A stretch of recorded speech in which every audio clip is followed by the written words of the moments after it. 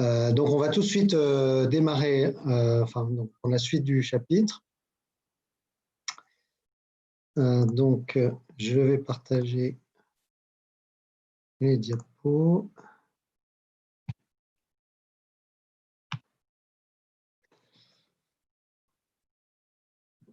Voilà, donc on va parler de fonctions trigonométriques réciproques et ensuite on parlera aussi des fonctions hyperboliques. Alors, d'abord, pourquoi on s'intéresse aux fonctions trigonométriques? Sinus, cosinus, tangente. Évidemment, on les rencontre naturellement en géométrie, mais la vraie raison, elle n'est pas là. La vraie raison, enfin une des raisons plus importantes, c'est que ces fonctions en fait jouent un rôle très important en mathématiques et aussi en mathématiques appliquées, c'est-à-dire dans l'application des mathématiques à des problèmes de la vie courante. Un exemple, le codage de la musique. Donc quand vous avez un fichier MP3 ou n'importe quel fichier musique qui vous arrive via du streaming, par exemple, eh bien, est compressé. Et pour effectuer cette compression, en fait, on utilise une décomposition du signal. Donc, ce qu'on appelle signal, hein, c'est simplement le signal électrique, par exemple, qui va arriver aux bornes de vos écouteurs, hein, donc qui va générer le son. Ce signal, c'est une quantité qui dépend du temps, qu'on peut représenter comme une fonction, et on va tout simplement décomposer cette fonction en somme de sinus et de cosinus avec à chaque fois des arguments qui vont être de la forme, voilà, 2K pi fois t qui est le temps sur grand T. Donc vous avez en fait une onde sinusoïdale de période grand T que vous allez multiplier par un certain coefficient et puis vous faites ça pour plusieurs entiers K et à la fin vous obtenez une représentation d'un signal potentiellement très compliqué comme une somme de sinus et de cosinus. Et l'intérêt, évidemment, c'est que cette somme, vous n'avez pas besoin de prendre énormément de termes pour avoir une bonne approximation du signal. Donc ça, c'est la théorie de l'approximation de Fourier que vous aurez l'occasion de découvrir un peu plus tard dans votre scolarité. Mais voilà, c'est une bonne motivation pour étudier assez finement ces fonctions trigonométriques, donc qui ne servent pas qu'à faire de la géométrie. Alors, on va commencer avec, alors je ne vais pas faire trop de rappels sur les fonctions trigonométriques en elles-mêmes, sinus, cosinus, tangente, donc ça je suppose que c'est quand même des fonctions que vous connaissez bien. Je mettrai sur Moodle un formulaire, voilà, un rappel des principales formules à connaître pour ces fonctions. C'est vrai qu'il y a un certain nombre de choses à savoir par cœur et il y a un certain nombre de choses qui ne sont pas à apprendre par cœur, mais dont il faut savoir qu'elles existent. D'accord, j'en parlerai au fur et à mesure. Donc, on va plutôt ici se concentrer sur les fonctions réciproques. D'accord, donc, les fonctions réciproques de sinus, cosinus et tangente qui vont nous donner respectivement arc sinus, arc cosinus et arc tangente. On va commencer avec l'arc sinus. Alors évidemment, le sinus étant une fonction périodique, elle n'est pas bijective, hein, donc pour définir sa fonction réciproque, il faut la restreindre à un intervalle sur lequel elle va va être injective et si possible surjective aussi, évidemment, pour avoir la fonction réciproque définie sur l'espace le plus grand possible. Donc un bon candidat pour ça, c'est l'intervalle moins pi sur 2 pour la fonction sinus, puisque le sinus de moins pi sur 2 vaut moins 1 et le sinus de pi sur 2 vaut 1. Donc, on va avoir une fonction qui est continue, dérivable, sur l'intervalle moins pi sur 2 et qui prend ses valeurs entre moins 1 et 1 qui vont correspondre aux valeurs limites, aux bornes de l'intervalle. La dérivée du sinus, comme vous le savez, c'est le cosinus.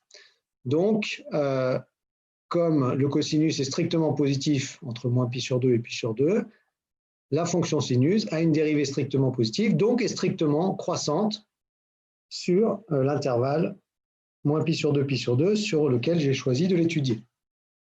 Donc, vous vous rappelez, le théorème sur les réciproques de fonctions continues strictement monotones. Une fonction continue strictement monotone définit une bijection de l'intervalle de départ sur son image, qui ici, comme on est dans le cas d'une fonction strictement croissante, va être donnée par la limite de sinus en moins pi sur 2, c'est-à-dire moins 1, la limite de sinus en pi sur 2, c'est-à-dire 1.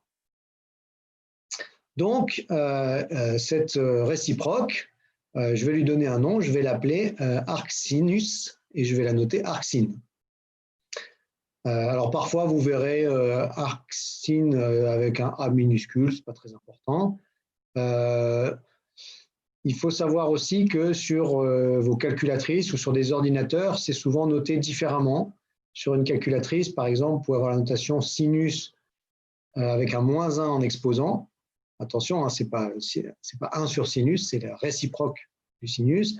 Vous pouvez aussi avoir parfois les notations, notamment en informatique, assin, A-S-I-N, pour l'arcsinus.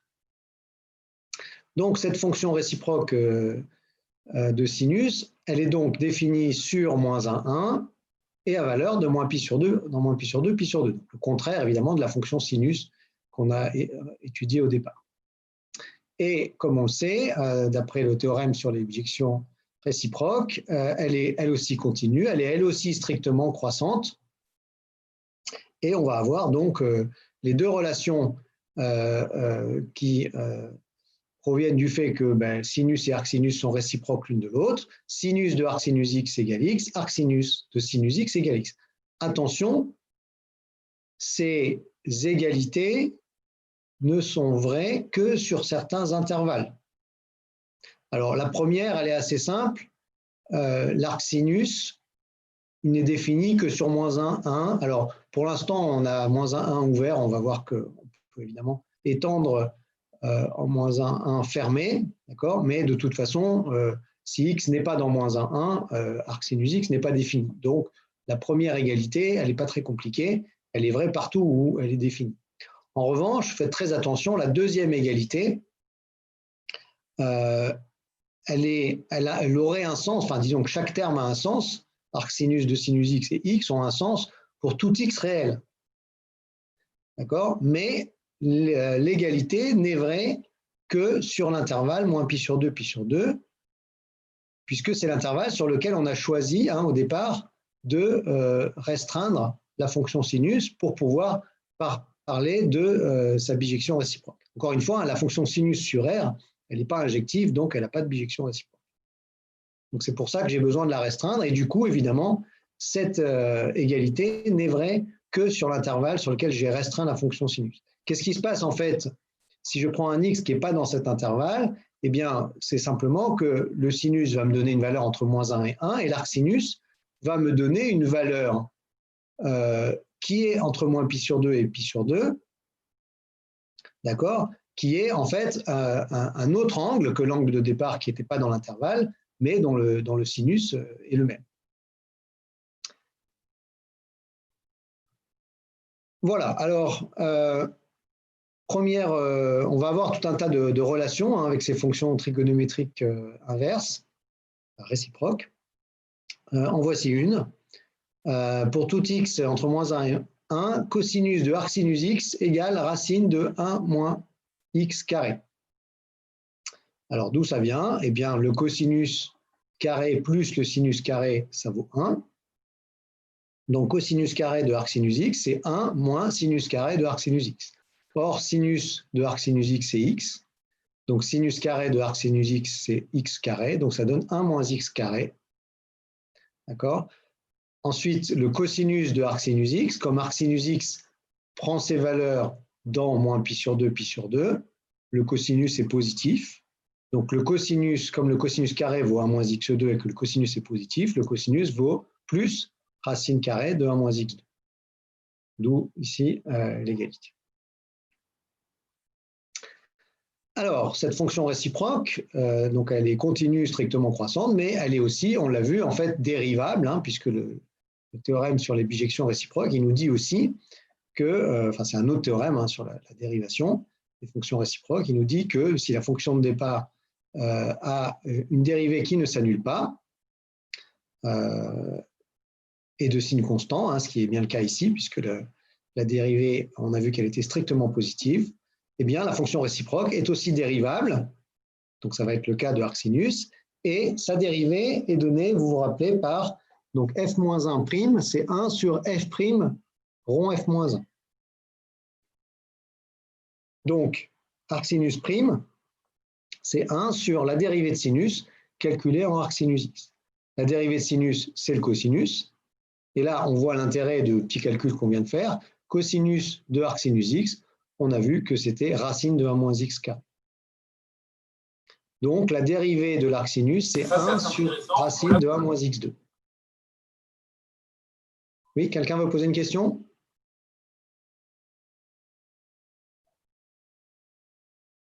Du coup, monsieur, pardon. Oui, allez-y. Arcine, peut-être que je veux dire n'importe quoi, mais est-ce que c'est la bijection de sinus?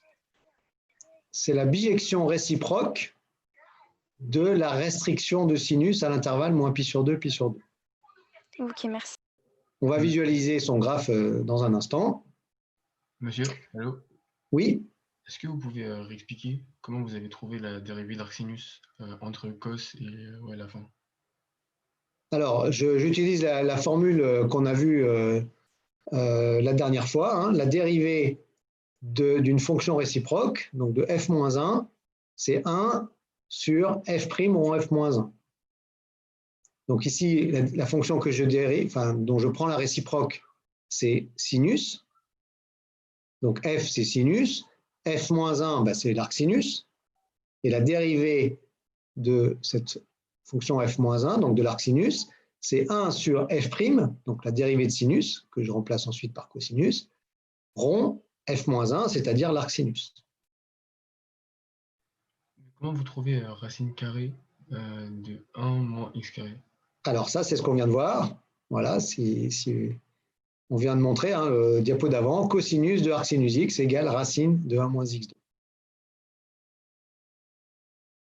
D'accord? Donc c'est ça qu'on utilise dans la diapo suivante. Ici, cosinus de arcsinus x, on remplace par racine de 1 moins x carré. Alors, comme je vous l'ai dit, en fait, l'arcsinus, on ne va pas le limiter à moins 1 ouvert. On l'étend en fait en moins 1 fermé. Pourquoi je me suis limité à moins 1 ouvert? Simplement parce que, comme on va le voir, la fonction ne va pas être dérivable aux bornes. D'accord? Mais en fait, tout ce que j'ai dit dans la première partie est vrai aussi avec des intervalles fermés. D'accord? La fonction sinus est bien une bijection de moins pi sur 2 fermée vers son image. D'accord? Et donc, la fonction arcsinus, la réciproque de cette fonction, je peux la définir en fait sur moins 1 fermé. En revanche, attention, hein, la dérivée, c'est ce qu'on a vu au départ ici, hein, la dérivée du sinus, elle n'est strictement positive que sur moins pi sur 2 ouvert. Elle s'annule en moins pi sur 2 et pi sur 2. Donc, le théorème qu'on a utilisé pour la dérivation, ici, n'est pas valable sur l'intervalle fermé puisque la dérivée s'annule aux bornes. C'est pour ça que je l'ai appliqué sur l'intervalle ouvert. Mais en revanche, le théorème de départ qui définit la bijection réciproque et qui montre qu'elle est continue, il s'applique sur l'intervalle fermé. Donc j'ai une fonction arcsinus en fait qui est continue sur l'intervalle moins 1 fermé, dérivable sur l'intervalle moins 1 ouvert. Donc vous êtes un peu comme dans le cas, par exemple, de la racine carrée. Fonction racine carrée, elle est continue sur R+, mais elle n'est dérivable que sur R+ étoile. Voilà, alors, tout de suite le graphe de cette fonction arcsinus. Donc on part de la fonction sinus, mais attention qu'on restreint à l'intervalle moins pi sur 2, pi sur 2.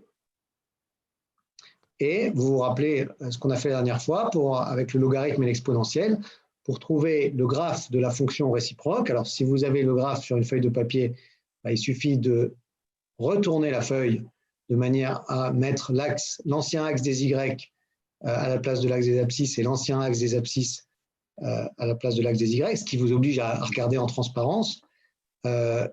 Si vous ne pouvez pas faire ça, mais à ce moment-là, vous le faites sur la même figure. Donc vous tracez la droite d'équation Y égale X, qui au passage est tangente au graphe de la fonction sinus en 0, hein, puisque la dérivée de sinus en 0, c'est 1. Et vous faites la symétrisation du graphe de la fonction de départ par rapport à cette droite. Ce qui vous donne, en rouge, ici, le graphe de la fonction arcsinus. Donc on voit bien, la fonction arcsinus, c'est une fonction définie sur moins 1, 1, strictement croissante, qui prend ses valeurs entre moins pi sur 2 et pi sur 2. La dérivée de cette fonction arcsinus, elle va aussi être égale à 1 en 0. Et attention, la fonction n'est pas dérivable en moins 1 et en 1, parce que vous voyez qu'en fait, il y a une demi-tangente, mais elle est verticale, hein, donc ça veut dire que le taux d'accroissement a une limite, mais que cette limite est infinie. Plus l'infini ici, plus l'infini ici. Voilà, on va faire maintenant la même chose avec le cosinus et la tangente. Alors, allons-y pour le cosinus. Donc, on va restreindre le cosinus à un intervalle le plus grand possible sur lequel la fonction est injective. La fonction cosinus, elle est 2π périodique, mais si je la prends sur 0,2π, elle n'est pas injective puisque chaque valeur est prise 2 fois. Donc, je la prends sur un intervalle de longueur π. Et par exemple, le choix le plus naturel, hein, c'est de prendre l'intervalle 0π. Donc, comme tout à l'heure, je vais ouvrir pour l'instant, je vais prendre l'intervalle ouvert 0π, mais tout à l'heure, on étendra évidemment à 0π fermé.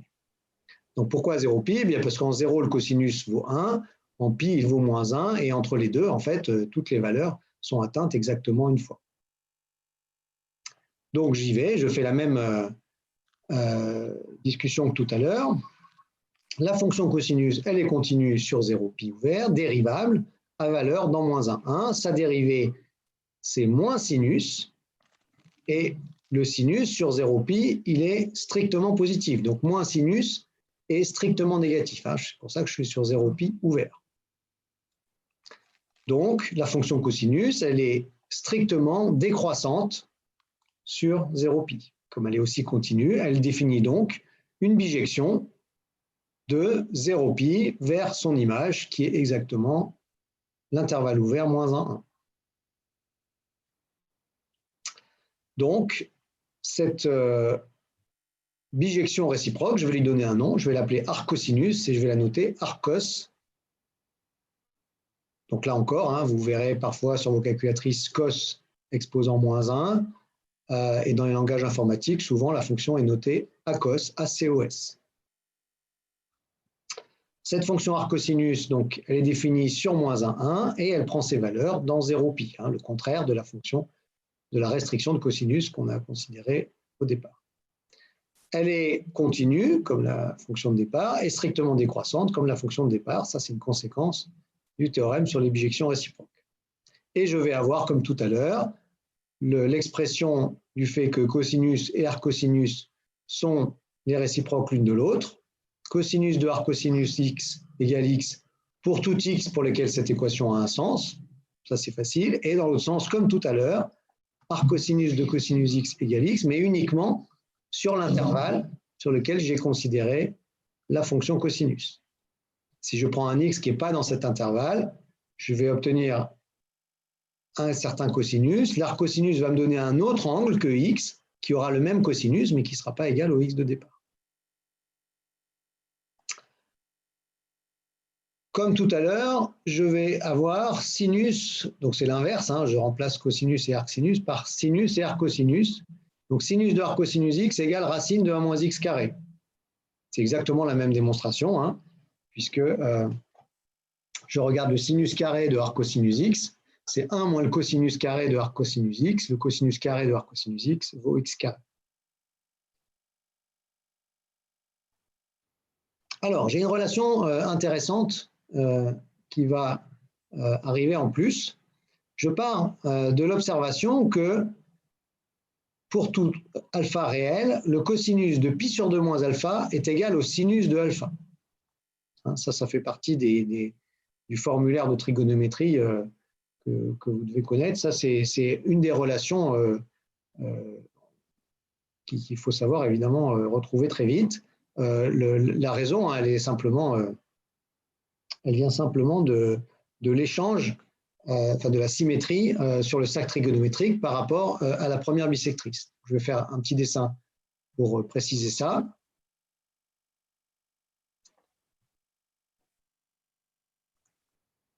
Donc, je trace le cercle trigonométrique.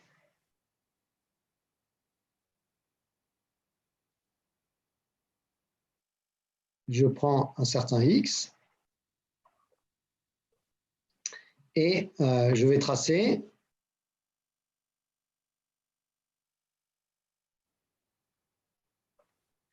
pas très facile de faire des droites qui sont droites.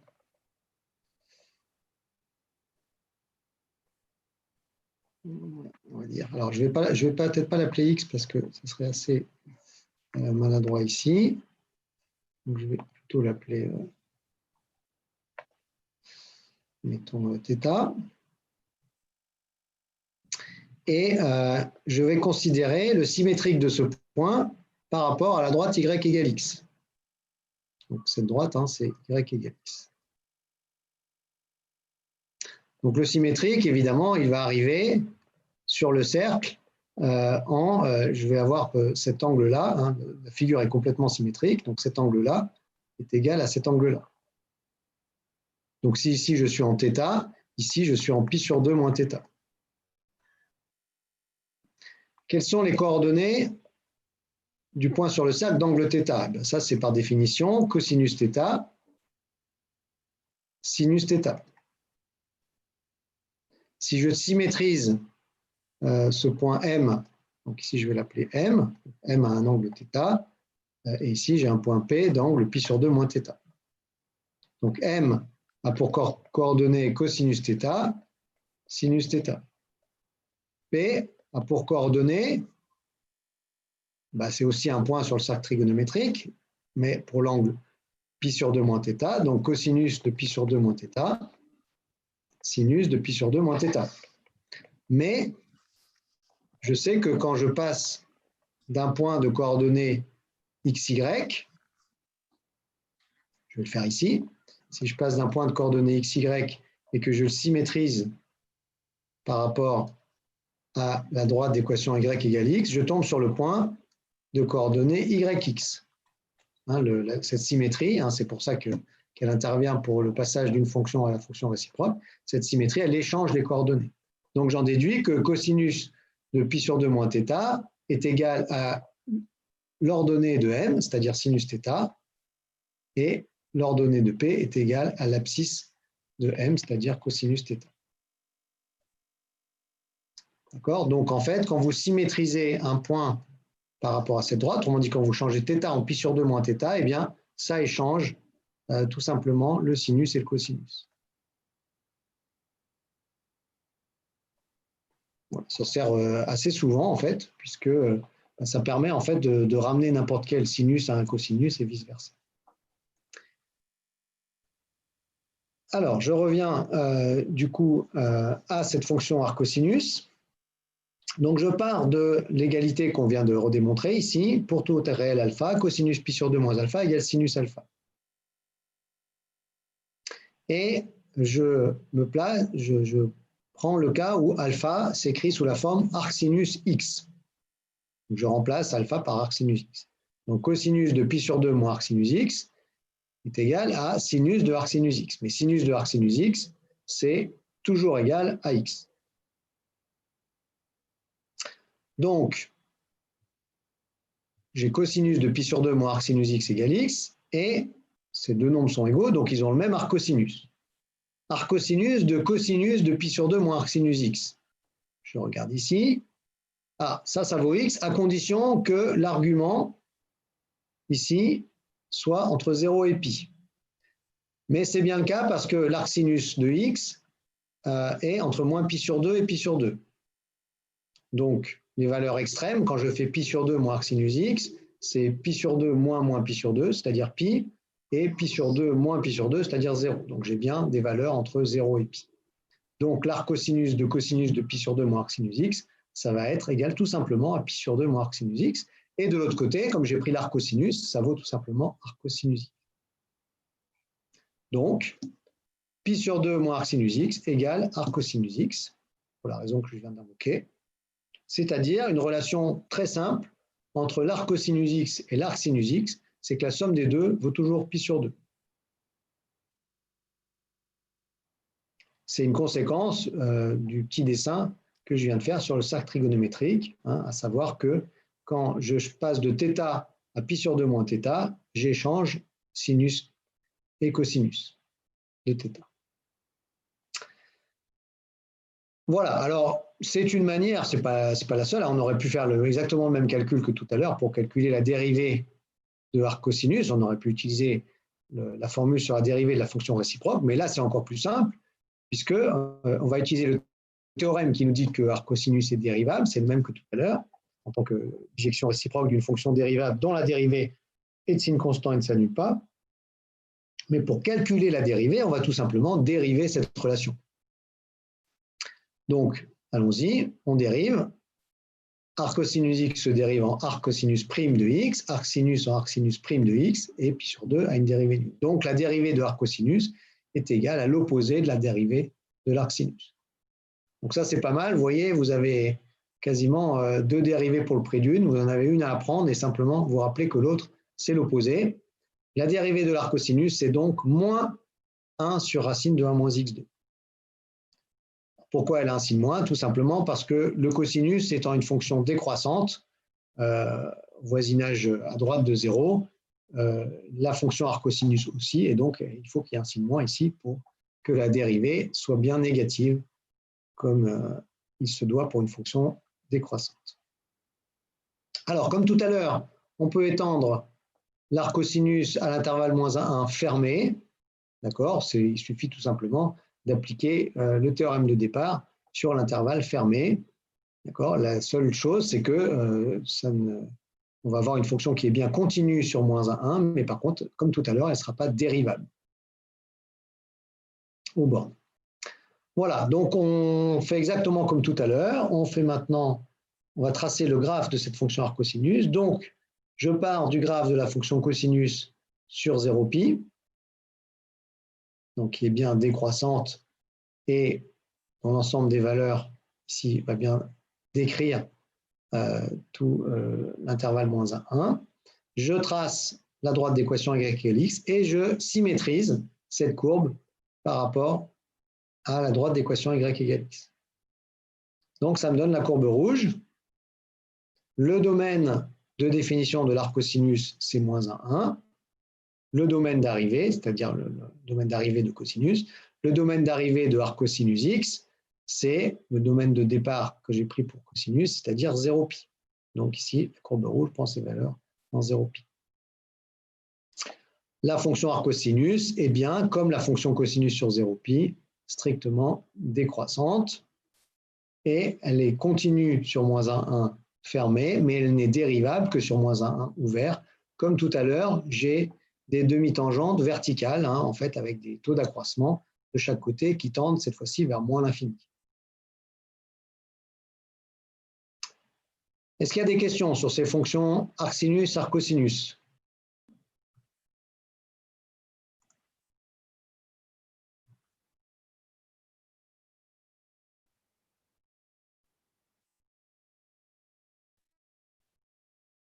Non? Alors on continue.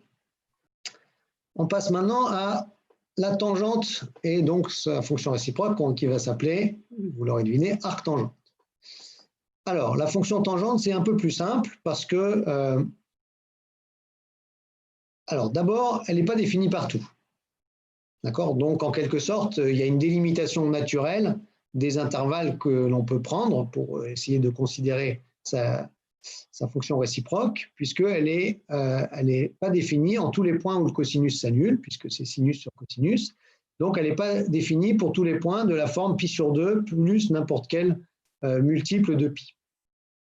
Cette notation ici désigne tous les nombres de la forme pi sur 2 plus pi fois k, où k est dans z, donc un entier relatif quelconque.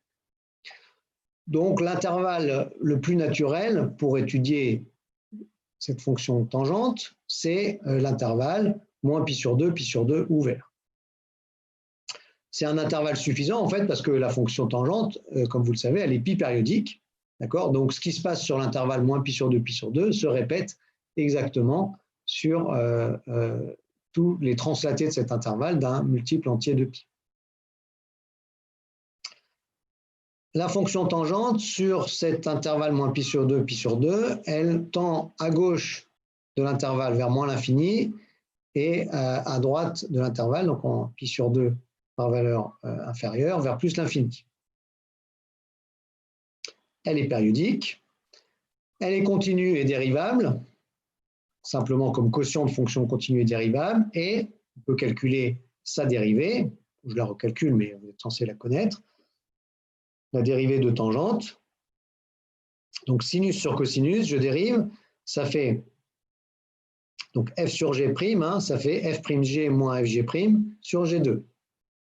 F' cosinus, g cosinus, donc cosinus carré, moins fg', donc moins sinus fois moins cosinus, fois moins sinus, pardon, la dérivée de cosinus. Donc j'ai deux signes moins qui vont me donner un signe plus, sur g2 cosinus carré. Donc cosinus carré plus sinus carré sur cosinus carré, ça fait, alors il y a plusieurs manières de l'écrire, soit on l'écrit 1 sur cos carré, parfois c'est utile de remarquer que la dérivée de la tangente c'est 1 sur cos carré, le plus souvent on l'écrit plutôt 1 plus tangente carré, c'est la même chose, puisque évidemment je peux séparer cette fraction en deux, cos carré sur cos carré plus sinus carré sur cos carré.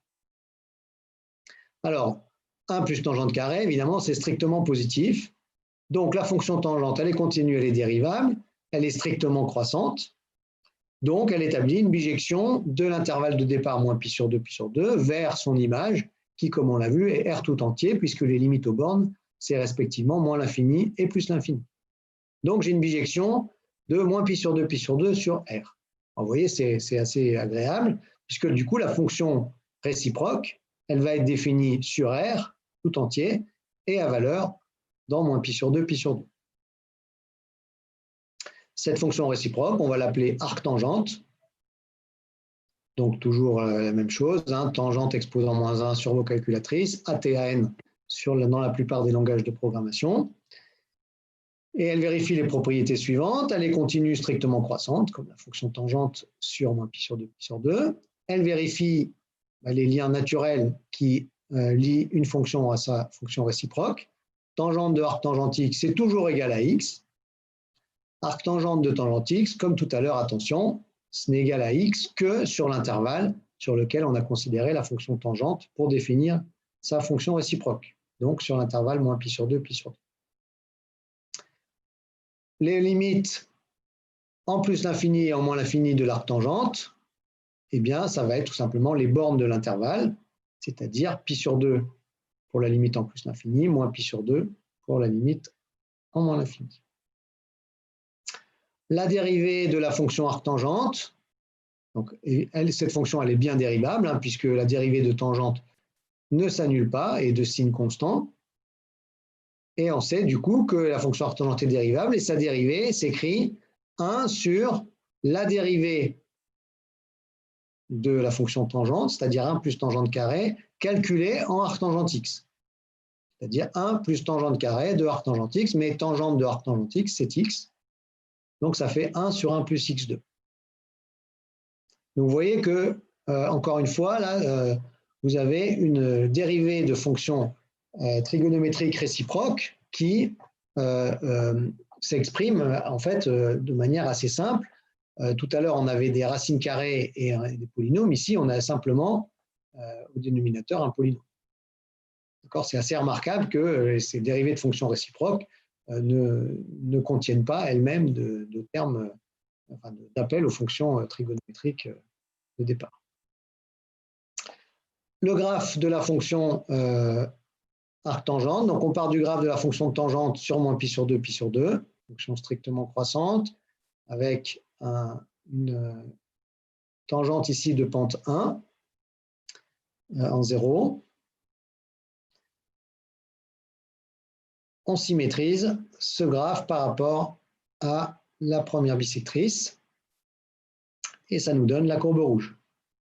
Une fonction définie sur R tout entier qui prend toutes ses valeurs entre moins pi sur 2 et pi sur 2 les droites d'équation y égale moins pi sur 2 et y égale pi sur 2 étant asymptotes au graphe de l'arc tangente.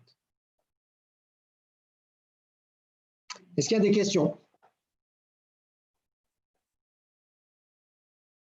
Monsieur, je n'ai pas compris la diapo d'avant, quand ça donnait 1 plus x au carré. 1 sur x, 1 sur... Enfin, voilà. Alors, c'est le passage de ça à ça ou c'est le passage de ça à ça? C'est le dernier passage. Alors, le dernier passage, j'utilise simplement ce qu'on a vu là. Tangente de arc tangente x, c'est x. Tout simplement parce que tangente et arc tangente sont réciproques l'une de l'autre. D'accord? Okay, merci. Oui. Donc, ici, je remplace juste tangente carré de arc tangente x par 1 plus x carré. Ok. Enfin, par x carré. Est-ce qu'il y a d'autres questions? Ah, monsieur, Oui? on trace la symétrie par rapport à y égale x ou Oui.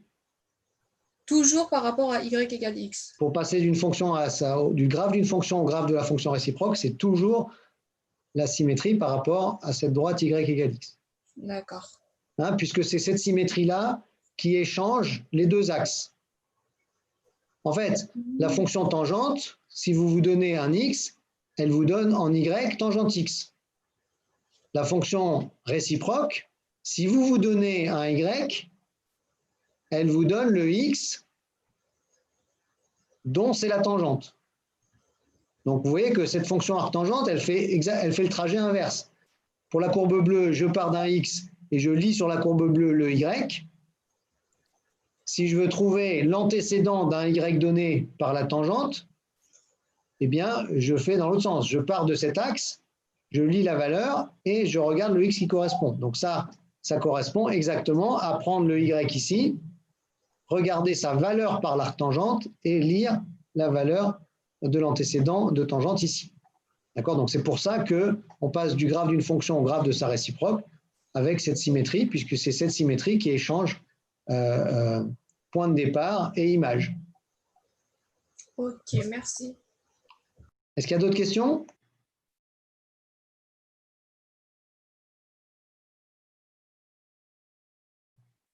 Alors, on continue. On va maintenant parler donc d'équations trigonométriques. Ah, excusez-moi, trop vite. Donc ça, c'est des équations qu'on rencontre assez souvent. On tombe sur des équations de type trouver x tel que sinus x égale quelque chose. On va faire la même chose ensuite avec cosinus tangente. Alors, sinus x égale quelque chose, déjà, il y a une première remarque, c'est que si le quelque chose, donc ici que j'ai appelé petit a, n'est pas entre moins 1 et 1, c'est terminé.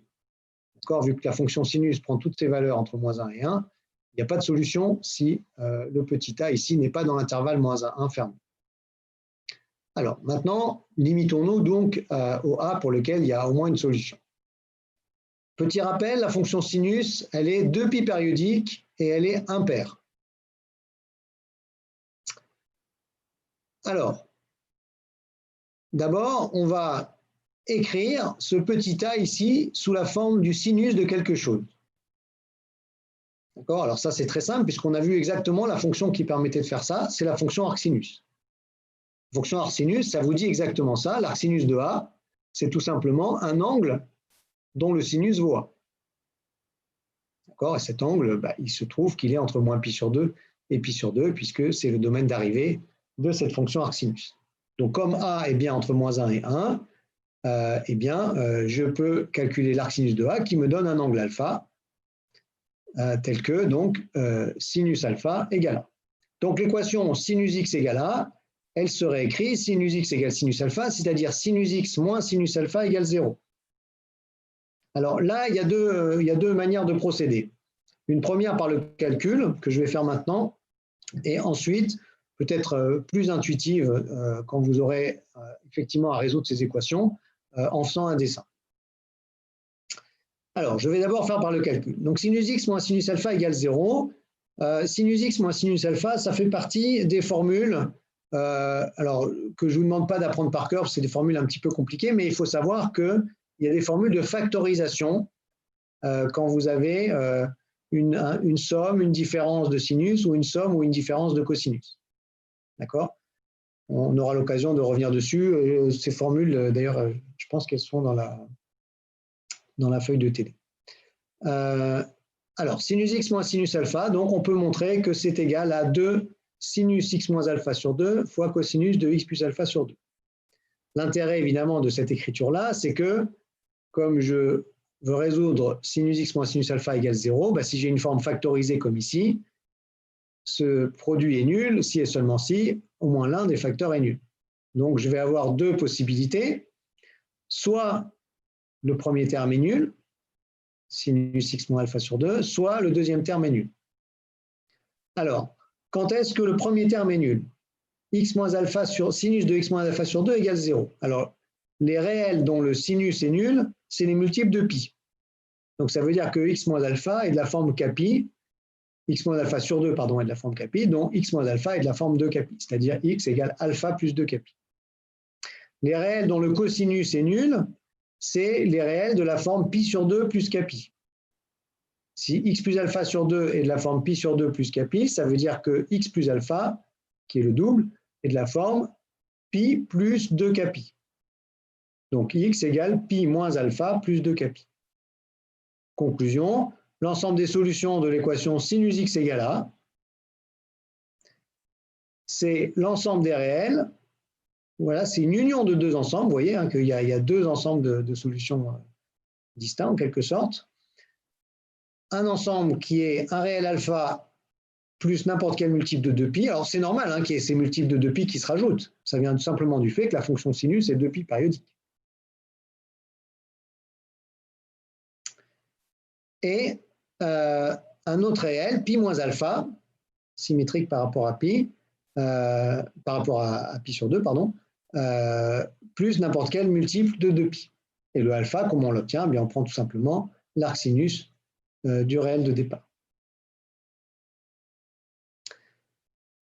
Alors, on va passer à l'équation cosinus, mais avant, je vais vous montrer comment, en pratique, on peut retrouver facilement ça sans forcément passer par ce calcul, évidemment, qui est quand même pas très facile à mémoriser. Donc, si on vous donne l'équation sinus x égale, alors je vais partir directement de sinus x égale sinus alpha. Donc, quand vous voulez résoudre sinus x égale sinus alpha, eh bien, votre réflexe, ça doit être de faire un dessin. Donc, vous faites un dessin du cercle trigonométrique et vous placez alpha.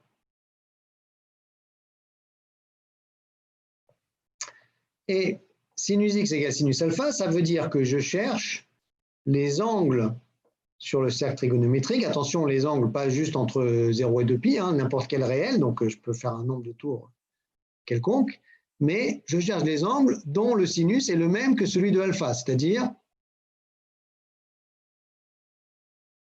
dont l'ordonnée, ça va correspondre au point sur le cercle dont l'ordonnée tombe ici. Donc ce que je vois ici, c'est que j'en ai deux. J'ai alpha, mais j'ai aussi un autre point sur le cercle dont l'ordonnée va correspondre à sinus alpha.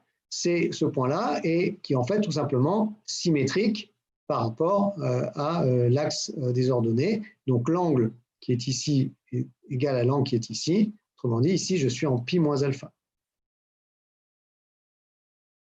Bon, ben, quand vous avez fait ce dessin, vous avez terminé, parce que essentiellement, ici, vous avez les deux solutions de base de l'équation, x égale alpha, ou x égale pi moins alpha. Mais, évidemment, comme vous êtes sur R tout entier, il ne faut pas oublier de rajouter tous les multiples de 2π, qui évidemment ne changent rien au sinus. Donc, voilà en pratique comment on fait pour se rappeler de l'ensemble des solutions de l'équation sinus x égale sinus alpha. On ne l'apprend pas par cœur, on le retrouve avec ce simple dessin. Monsieur, Oui? on peut écrire autrement modulo 2π ou... Alors oui, vous pouvez aussi l'écrire comme ça.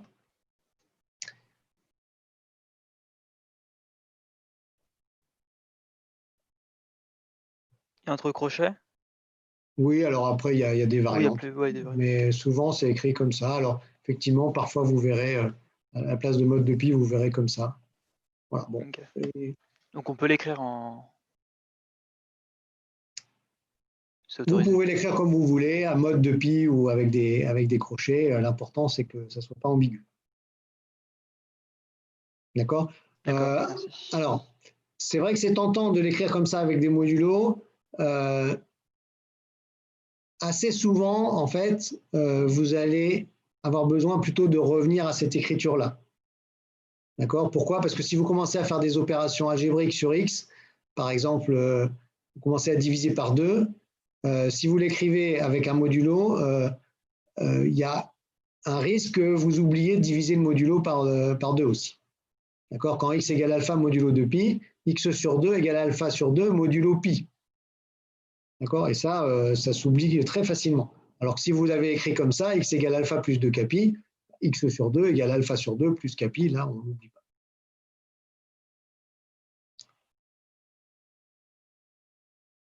Alors, on continue.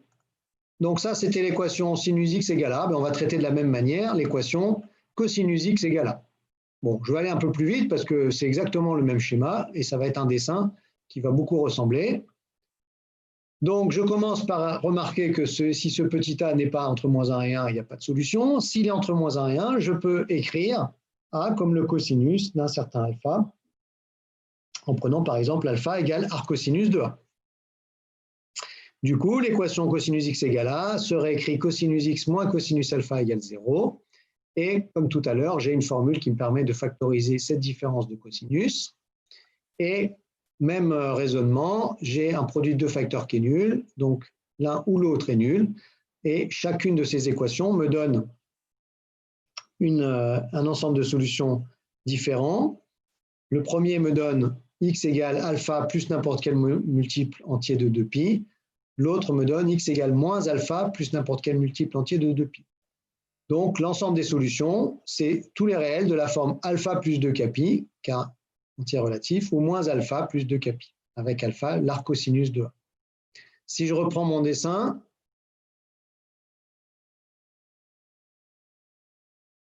donc je vais garder la même figure, mais je vais changer de couleur. Donc, je résous maintenant cosinus x égale cosinus alpha. Donc, maintenant, je regarde les points sur le cercle qui ont le même cosinus. Et j'en ai deux.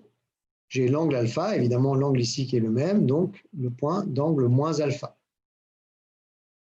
Donc cosinus x égale cosinus alpha, ça serait écrit x égale alpha plus 2 capi ou x égale moins alpha plus 2 capi. Alors c'est en un sens plus facile à retenir pour le cosinus parce que finalement, une fois que vous avez écrit cosinus x égale cosinus alpha, il y a la solution évidente évidemment qui est x égale alpha. Du coup, alpha plus 2 capi, ça marche encore, puisque cosinus est 2pi périodique. Et puis, comme la fonction cosinus est paire, évidemment, x égale moins alpha, ça marche aussi. D'accord? Donc, en remarquant que la fonction cosinus est à la fois paire et 2pi périodique, en fait, à partir de alpha, vous construisez toutes les solutions.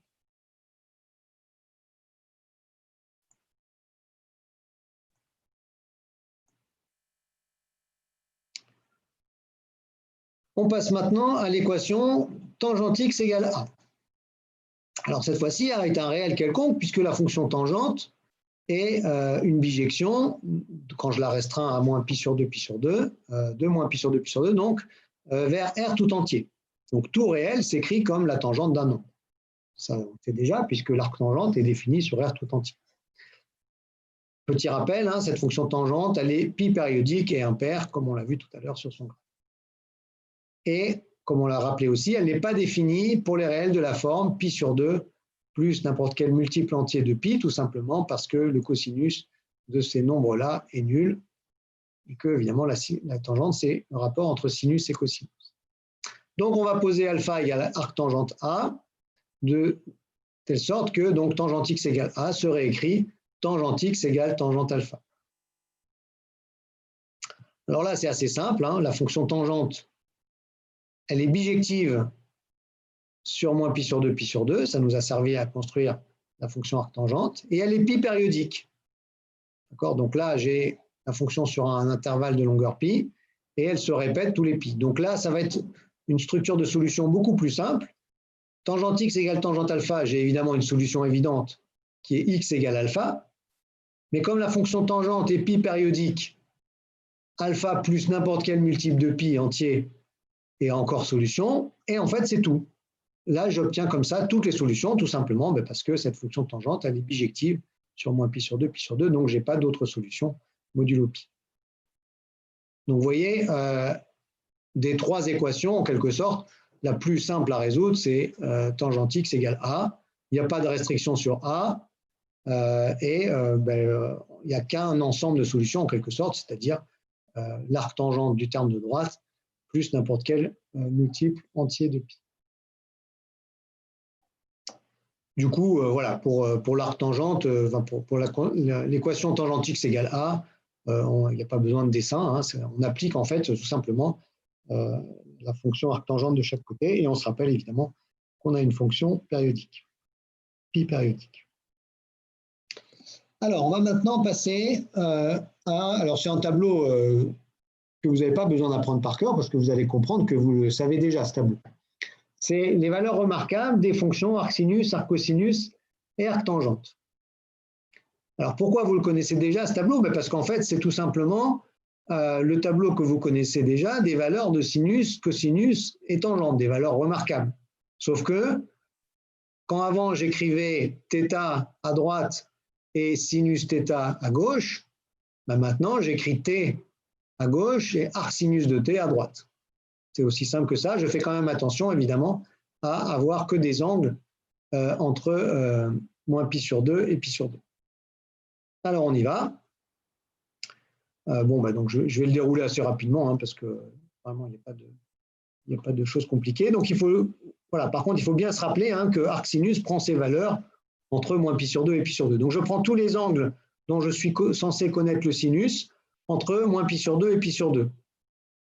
D'accord? Comme, alors, je reviens justement sur, je crois que j'avais déjà fait un petit point là-dessus, mais je vais quand même revenir parce que c'est important. Donc voilà en fait à peu près tout ce qu'il faut savoir. Si vous avez appris ce cercle trigonométrique avec les valeurs que j'ai représentées ici, en fait vous savez tout retrouver. Alors, comment on l'apprend? Donc en bleu c'est les cosinus, en rouge c'est les sinus. Donc je retiens les valeurs uniquement dans le premier cadran ici. D'accord? Les autres, je les déduirai simplement par symétrie. Premier cadran, alors je vous avais donné un moyen qui est voilà, pi sur 6, pi sur 4, pi sur 3, pi sur 2. Tenez racine de 3 sur 2, racine de 2 sur 2, racine de 1 sur 2. C'est une manière de faire, mais vous n'êtes pas obligé de faire comme ça. Une manière plus simple, c'est de se rappeler que pour pi sur 4, c'est racine de 2 sur 2 pour le sinus et le cosinus. Ça, c'est assez facile à retenir. Et ensuite, vous avez deux autres valeurs qui sont 1,5 et racine de 3 sur 2, mais pas prises en même temps. C'est-à-dire quand le cosinus vaut l'une, le sinus vaut l'autre et réciproquement. Et là, vous avez simplement, pour savoir où les placer, vous avez juste besoin de vous rappeler que racine de 3 sur 2 est plus grand que 1,5. Donc, le racine de 3 sur 2, ça va être le cosinus de pi sur 6 et ça va être le sinus de pi sur 3. Voilà, donc une fois que vous avez bien en tête ce cercle trigonométrique avec ses valeurs particulières dans le premier cadran, eh bien, tout le reste est très simple. Donc, vous remplissez dans le premier cadran les angles à droite, 0, pi sur 6, pi sur 4, pi sur 3, pi sur 2. Vous mettez les valeurs de sinus correspondantes. Ça va vous donner la correspondance entre t et son arc sinus. Et ensuite, eh bien, il suffit tout simplement de remarquer que comme la fonction sinus est impaire, la fonction arc sinus aussi. D'accord? Donc, tout ce que j'ai écrit là, si je change le signe d'un côté, je change aussi le signe de l'autre. Donc, le reste du tableau s'en déduit comme ça. Pour arc-cosinus, ça va être pareil. Alors attention, arc-cosinus prend ses valeurs dans 0 pi. Donc je vais commencer par remplir sur 0 pi sur 2. Donc je mets tous les angles ici entre 0 et pi sur 2 et je mets leur cosinus à gauche. Voilà, et puis évidemment, quand je redescends, eh bien, je passe par les mêmes angles, mais avec un signe opposé. Pas les mêmes cosinus, pardon, mais avec un signe opposé, donc ça va me donner les valeurs négatives de t ici. Voilà. Donc ensuite, ici, 2π sur 3, 3π sur 4, 5π sur 6.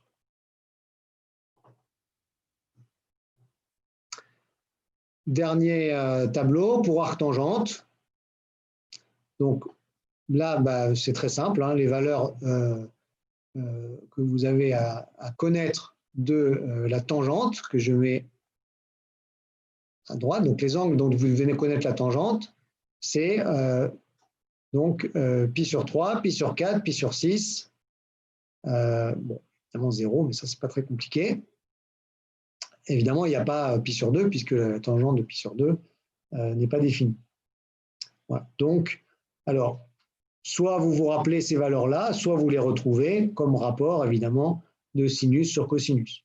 C'est assez simple à retenir, hein, puisque essentiellement, dans ce tableau, à part les valeurs triviales 0 et 1, 0 en 0, ça c'est facile. 1, bah, c'est juste parce qu'en π sur 4, le sinus et le cosinus sont égaux, puisqu'on est sur la droite y égale x. Ensuite, il n'y a que deux valeurs, c'est racine de 3 et 1 sur racine de 3. Évidemment, la fonction tangente est impaire, donc la fonction arctangente aussi. Donc j'en déduis le reste du tableau pour les t négatifs.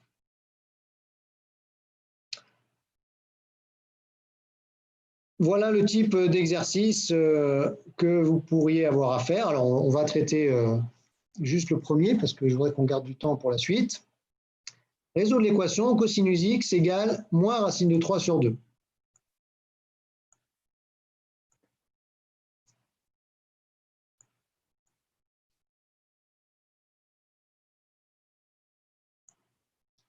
Alors, qu'est-ce qu'on fait? Eh bien, on fait exactement ce qu'on a fait tout à l'heure. On commence par écrire ce moins racine de 3 sur 2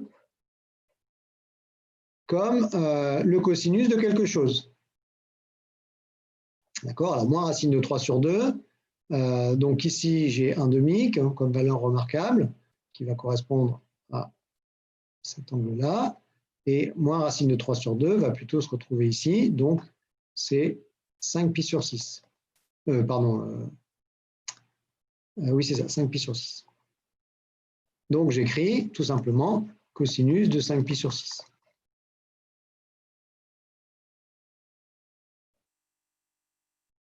Voilà, et puis maintenant, je fais le petit schéma de tout à l'heure.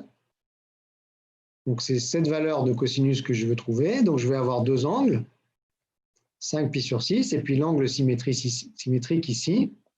D'accord? Alors, là, je peux prendre 7π sur 6 ou plus simplement moins 5π sur 6, c'est la même chose. Et donc, je trouve comme ensemble de solutions, eh bien, tout simplement, 5π sur 6 plus n'importe quel multiple de 2π et moins 5π sur 6 plus n'importe quel multiple de 2π.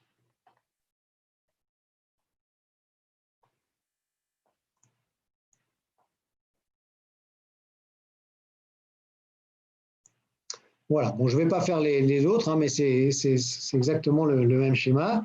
Encore une fois, hein, moi, ce que je vous conseille quand vous avez une équation comme ça à résoudre, c'est tout de suite de faire un dessin. Sur le dessin du cercle trigonométrique, normalement, vous devez visualiser très facilement les deux solutions de base et ensuite, vous avez simplement à leur rajouter n'importe quel multiple entier de 2π pour trouver toutes les solutions.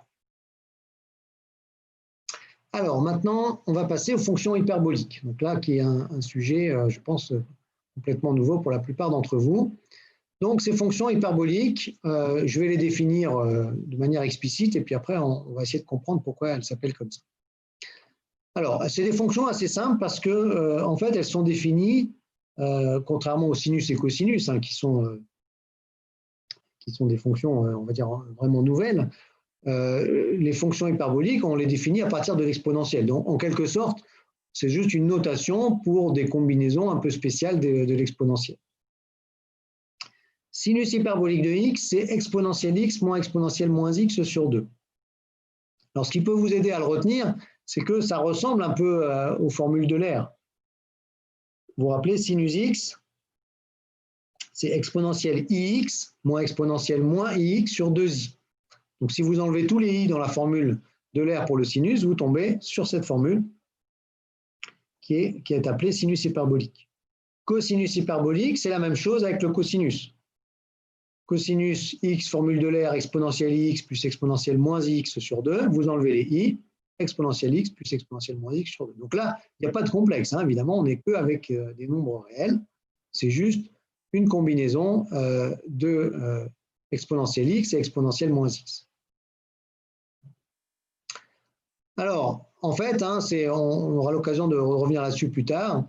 Ce qu'on verra, en fait, c'est que le sinus hyperbolique, c'est ce qu'on appelle la partie impaire de l'exponentielle, et le cosinus hyperbolique, sa partie paire. Alors, on reviendra là-dessus plus tard, mais pourquoi cette propriété? Déjà, ce qu'on peut remarquer, c'est que par construction, la fonction sinus hyperbolique, elle est impaire.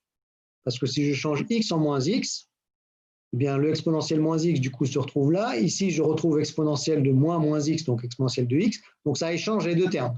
Donc, ça change le signe. En revanche, le cosinus hyperbolique est une fonction paire, parce que si je change x en moins x, ça échange aussi les termes, mais comme il y a un signe plus entre les deux, il ne se passe rien.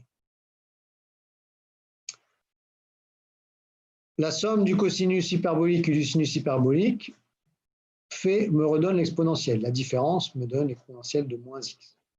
Donc, vous voyez, ces trois propriétés-là, j'exclus la dernière, justifient l'appellation cosinus hyperbolique est la partie paire de l'exponentielle, sinus hyperbolique sa partie impaire, puisque j'ai écrit l'exponentielle comme la somme d'une fonction paire et d'une fonction impaire.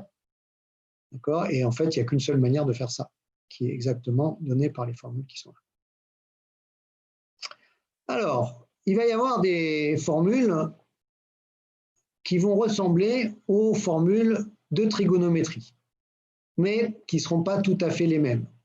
Pourquoi elles ne seront pas tout à fait les mêmes? Eh bien, en fait, si vous vous rappelez dans la définition ici, j'ai quelque chose qui ressemble beaucoup aux formules de l'air, mais j'ai enlevé tous les i.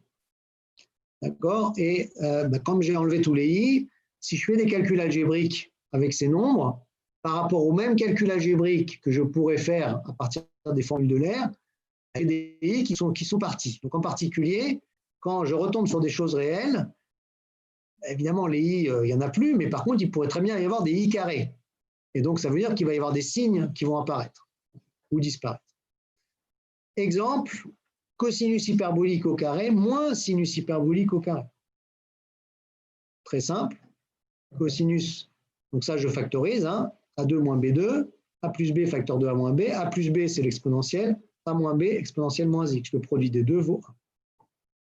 Évidemment, vous voyez immédiatement le lien avec la formule de trigonométrie bien connue, cosinus carré θ plus sinus carré θ égale 1. Mais attention, avec les fonctions hyperboliques, c'est avec un signe moins. Alors, d'où vient le terme fonction hyperbolique? Donc ça, c'est intéressant parce que ça va nous faire un petit lien justement avec la géométrie.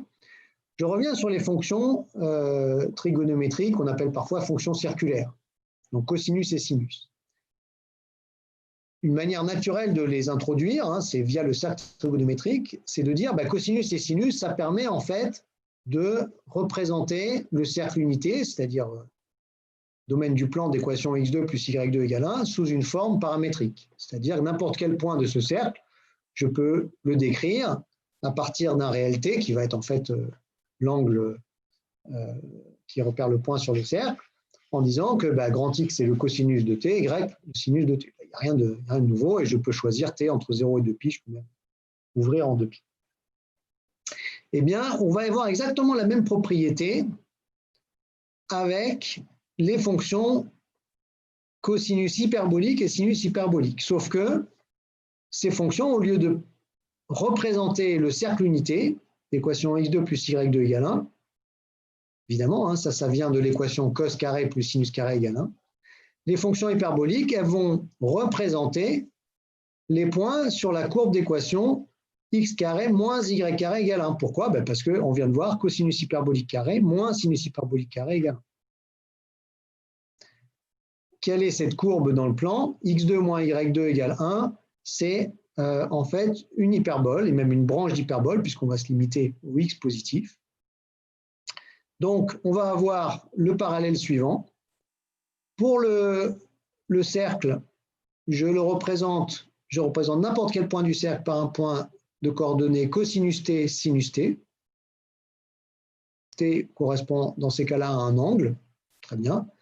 J'ai une propriété assez remarquable qui est que l'aire de la zone délimitée par l'axe des abscisses, le segment qui joint l'origine du repère au point et la courbe, c'est-à-dire le cercle, est exactement égal à t sur 2. Très facile à voir. Hein. Pour les fonctions hyperboliques, eh bien, j'ai une figure qui ressemble beaucoup. Cette fois-ci, je regarde la courbe d'équation x2 moins y2 égale 1. C'est une hyperbole dont les asymptotes ici sont les droites d'équation y égale x, y égale moins x.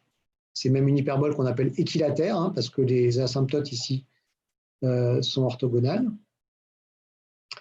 Et je peux décrire les points de cette hyperbole sous la forme cosinus hyperbolique d'un certain réel t, sinus hyperbolique d'un certain réel t. Alors t n'est plus un angle, c'est un réel qui représente les points, qui permet de représenter les points de l'hyperbole, mais je garde la propriété que l'aire définie par l'axe des abscisses, le segment qui joint l'origine au point et la courbe, c'est-à-dire ce que j'ai grisé ici, est toujours égal à t sur 2. C'est assez remarquable.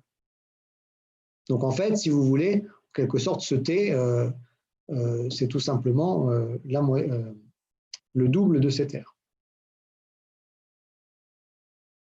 Voilà, donc ça, c'est la justification de la terminologie hyperbolique.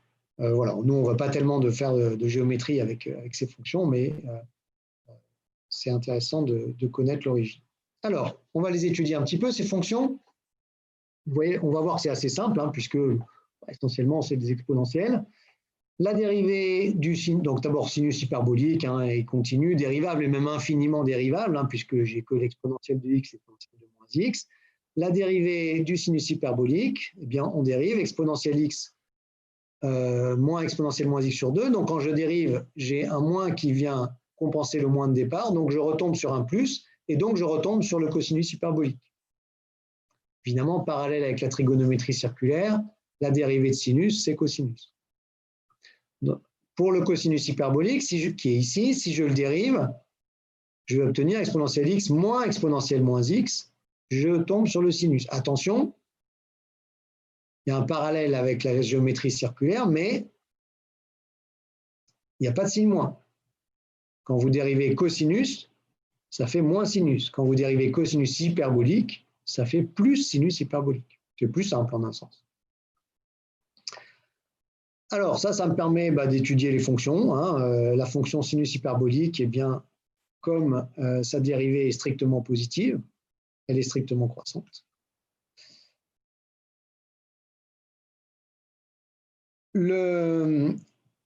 Cette fonction sinus hyperbolique, c'est assez simple. Ces deux fonctions sont la exponentielle x est plus grande que exponentielle moins x quand x est positive, et plus petite quand x est négative. Donc la fonction sinus hyperbolique, en fait, elle est positive sur R plus étoile, strictement négative sur R moins étoile. Vous le remarquez juste par le fait qu'elle est impaire. Donc ça veut dire quoi? Ça veut dire que la fonction cosinus hyperbolique, elle a une dérivée qui est négative sur R- et positive strictement sur R plus étoile.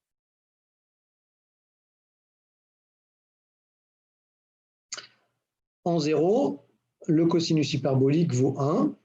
Hein, si je remplace ici x par 0, ça fait 1 plus 1 sur 2, donc ça fait 1. Et pour tous les autres réels x, j'obtiens quelque chose de strictement plus grand que 1.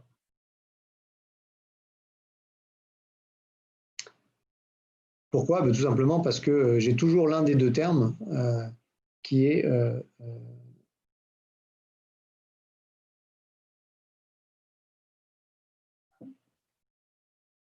Enfin non, je n'ai pas besoin de le dire comme ça, tout simplement parce que la fonction est strictement décroissante sur R moins étoile, pardon, est strictement croissante sur A plus étoile, donc la valeur en 0 est tout simplement l'unique minimum global de la fonction. Voilà, les limites en l'infini sont assez simples. Pour le cosinus hyperbolique, en plus l'infini, eh bien c'est ce terme-là évidemment qui domine celui-là, donc je vais avoir une limite plus l'infini. En moins l'infini, eh bien c'est ce terme-là qui va dominer, je vais avoir aussi une limite plus l'infini. La fonction est paire, hein, donc je n'ai pas besoin de regarder en moins l'infini. Pour le sinus hyperbolique, en plus l'infini, ce terme-là domine, c'est plus l'infini. La fonction est impaire, donc en moins l'infini, la fonction tend vers moins l'infini.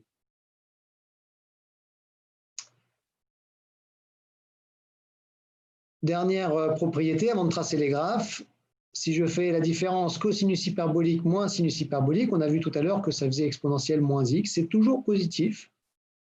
Donc le cosinus hyperbolique est toujours au-dessus du sinus hyperbolique. Et en plus l'infini, les deux courbes sont asymptotes l'une de l'autre. Allons-y pour la représentation. Sinus hyperbolique, fonction impaire, tangente en 0 qui vaut cosinus hyperbolique de 0, c'est-à-dire 1. Cosinus hyperbolique, qui ressemble à une espèce de parabole, évidemment, qui passerait par, qui vaudrait 1 en 0, mais qui croît beaucoup plus vite hein, qu'une parabole, puisqu'il y a un comportement exponentiel et qu'il y a une fonction paire. Les deux courbes sont asymptotes l'une de l'autre quand x devient grand. Alors, vous vous en doutez, à partir de ce cosinus et de ce sinus, on va définir naturellement la tangente hyperbolique. Donc, TH de x égale sinus hyperbolique de x sur cosinus hyperbolique de x. Alors, au passage, vous trouverez, hein, comme tout à l'heure, je parle un peu des notations que vous allez rencontrer pour ces fonctions. Ces notations-là sont assez franco-françaises.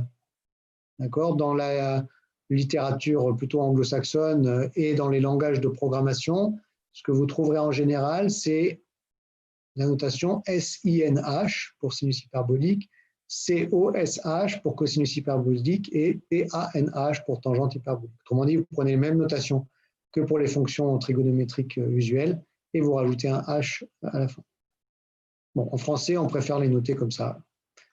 C'est comme ça. Voilà, donc cette tangente hyperbolique, alors c'est assez simple, parce que contrairement à la tangente circulaire, elle est toujours définie, puisque le cosinus hyperbolique ne s'annule jamais, il est toujours plus grand que 1. Et on peut calculer sa dérivée. D'accord, alors c'est la dérivée d'un quotient, f sur g', f'g moins fg' sur g2. La dérivée du sinus hyperbolique, c'est le cosinus hyperbolique. La dérivée du cosinus hyperbolique, c'est le sinus hyperbolique. Donc ça me donne cosinus hyperbolique carré moins sinus hyperbolique carré. Mais ça, j'ai déjà rencontré ça tout à l'heure. J'ai montré que ça faisait 1. Donc ça fait 1 sur cosinus hyperbolique carré. Vous remarquez que c'est la même formule que pour la tangente circulaire. Tangente prime, c'est 1 sur cos carré. Je peux évidemment avoir envie de l'exprimer en fonction de la tangente hyperbolique elle-même, puisque si je sépare les deux termes, j'ai 1 pour le premier, moins tangente hyperbolique carré pour le deuxième. Donc attention, là par contre, il y a une différence. Si vous l'exprimez en fonction d'elle-même, la dérivée de la tangente hyperbolique, c'est 1 moins tangente hyperbolique carré. Alors que pour les fonctions circulaires, tangente prime, c'est 1 plus tangente carré. Hein, donc attention, il va y avoir tout le temps c'est des petits signes comme ça qui apparaissent entre les deux. On verra si on a le temps à la fin un moyen surtout un moyen de comprendre ces signes et puis éventuellement de les retrouver quand on les a oubliés. Alors, bon, la formule qui va m'intéresser, c'est plutôt celle-là, tangente prime égale 1 sur cosinus hyperbolique carré, parce que ça, c'est strictement positif, pardon. Donc, la fonction tangente hyperbolique est strictement croissante sur R.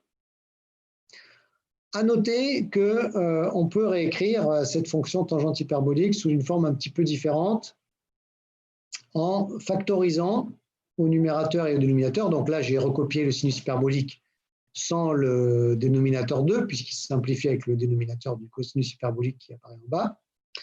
Et je peux factoriser de chaque côté l'exponentielle.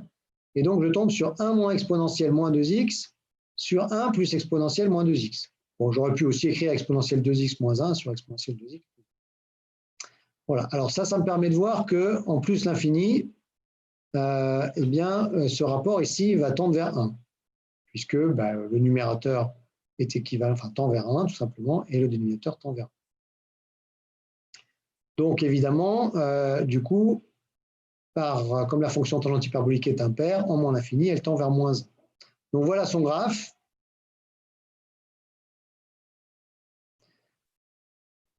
Strictement croissante.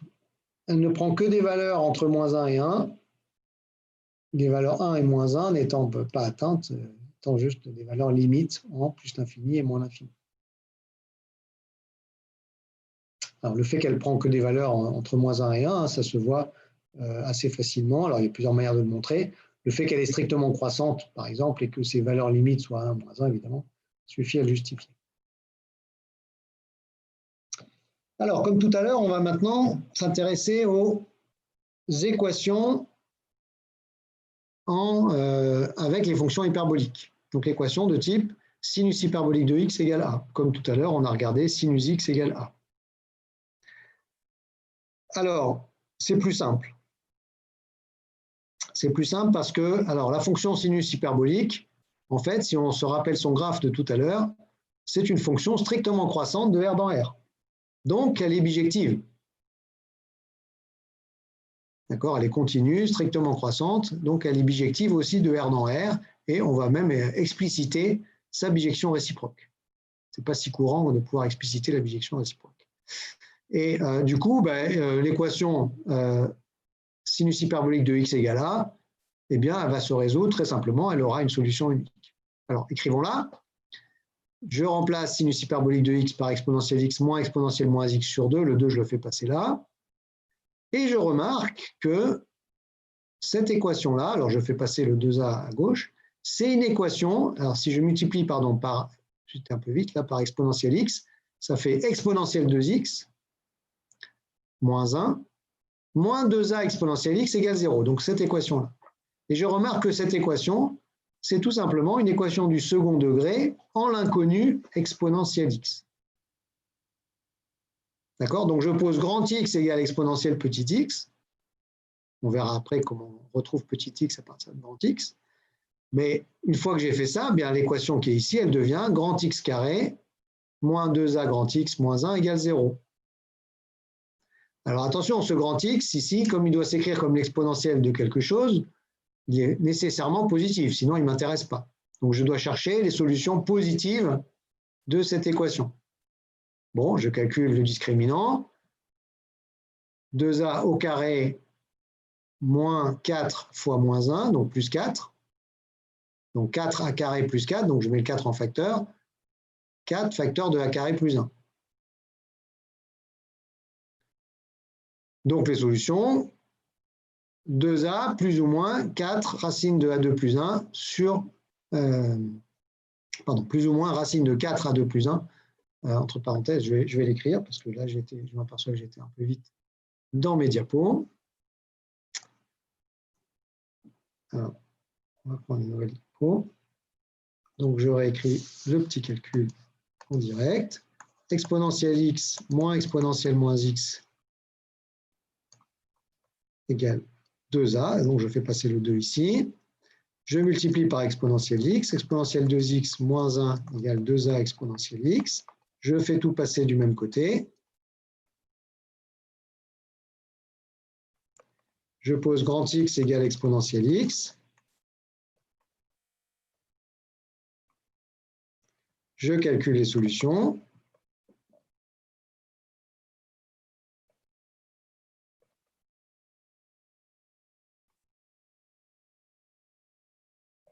Et j'écris les solutions. Pardon, un peu vite là. Donc les solutions, donc 2a plus ou moins racine de delta sur 2. Donc ça va faire a plus ou moins racine de 1 plus a2. Et a moins racine de 1 plus a2, c'est négatif, donc ça ne m'intéresse pas. Donc finalement, le seul x qui m'intéresse, c'est x égale a plus racine de 1 plus a2. Lui, il est positif. D'accord? Et du coup, petit x, c'est le logarithme de ça.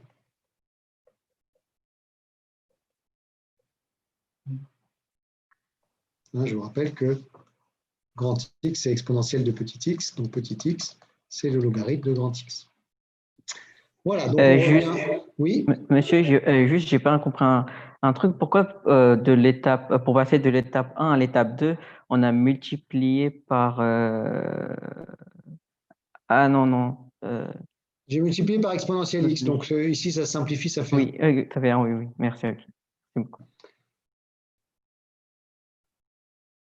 Voilà, donc voilà, j'ai un peu détaillé ça qui était un petit peu rapide. Et donc, sinus hyperbolique de x égale a, c'est équivalent à dire que x égale le logarithme de a plus racine de a carré plus 1. Une unique solution, en fait. Qu'est-ce que j'ai fait ici? J'ai tout simplement exhibé la bijection réciproque du sinus hyperbolique sur R. Cette bijection réciproque, on lui donne un nom. On l'appelle argument sinus hyperbolique. On note arg SH. Alors attention, hein, les fonctions circulaires inverses, c'est arc cosinus. Pourquoi? Ben, on cherche l'arc dont le cosinus est donné, par référence à un arc circulaire, hein, donc à un angle. Ici, il n'y a pas d'angle, donc ce n'est pas arc, c'est arg comme argument. On cherche l'argument dont le sinus hyperbolique est donné. Donc on cherche un x dont le sinus hyperbolique vaut y. Voilà, donc argument sinus hyperbolique, c'est une fonction explicite, logarithme de y plus racine carrée de y2 plus 1. Bon, je ne vous demande pas d'apprendre cette formule par cœur, mais il faut savoir qu'elle existe et il faut savoir la retrouver quand on en a besoin.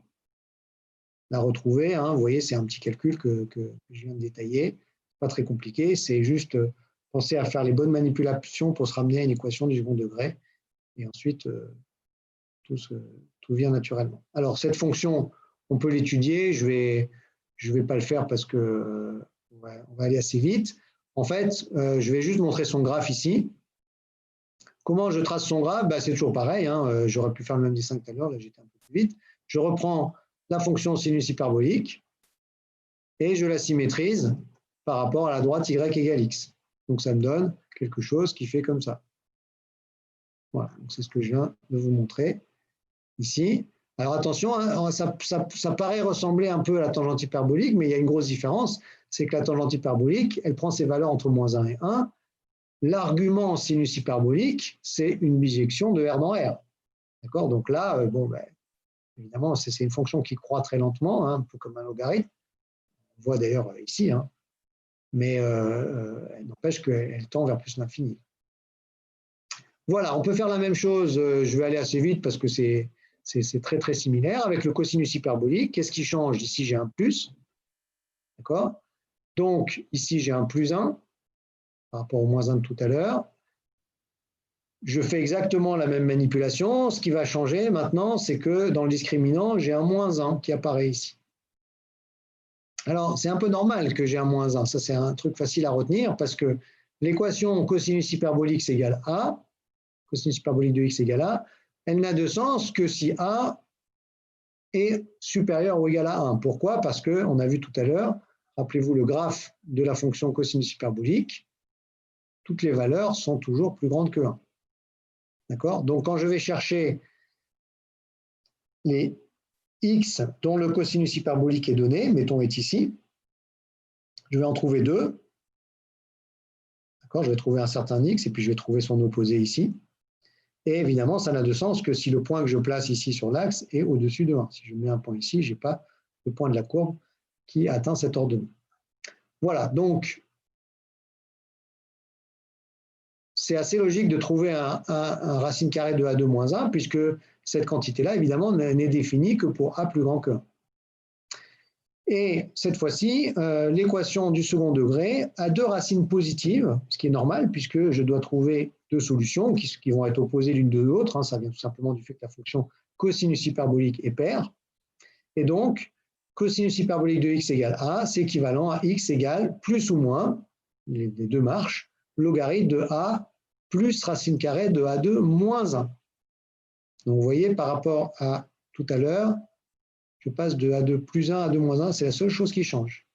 Et pour le retenir, Eh bien, rappelez-vous, cette équation, elle n'a pas de sens si A est plus petit que 1.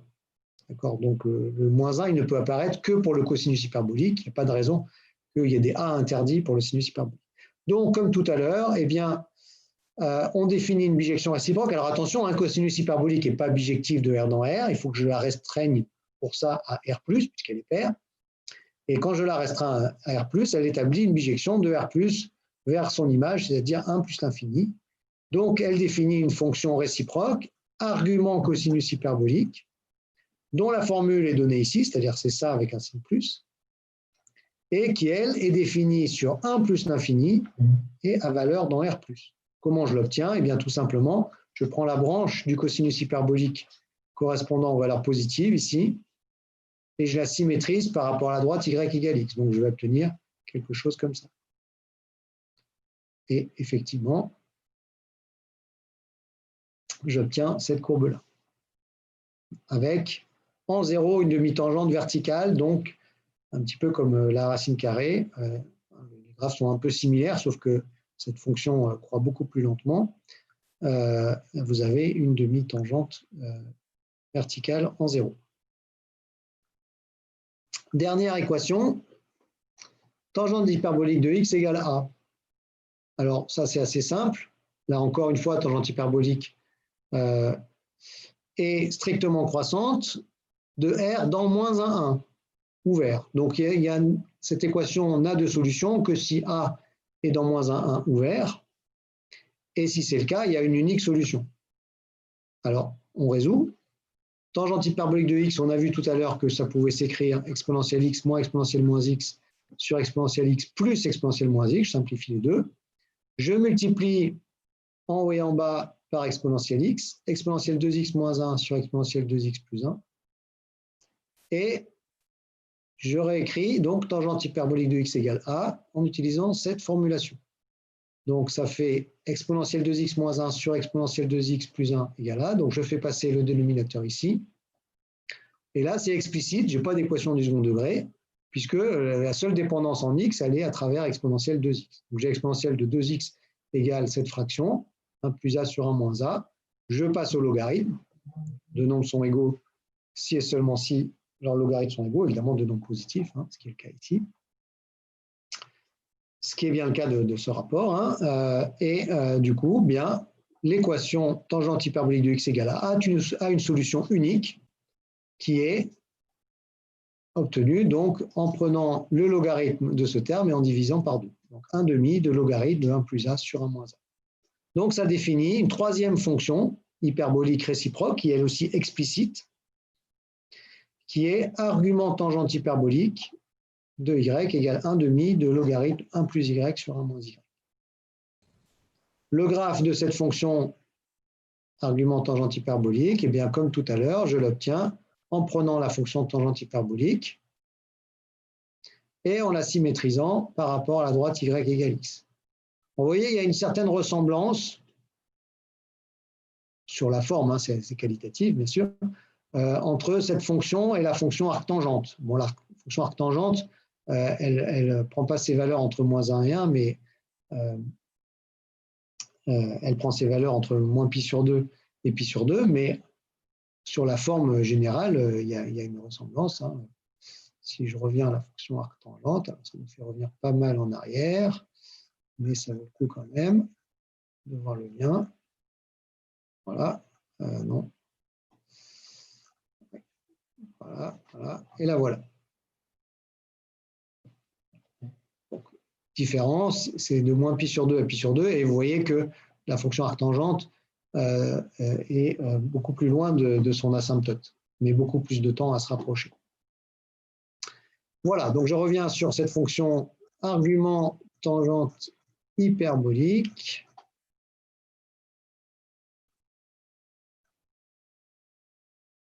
Hop, pardon. Donc, du coup, la fonction argument tangente hyperbolique, eh bien, c'est la symétriser. Donc, elle va ressembler un petit peu à la fonction tangente. Donc, attention, il ne faut pas confondre.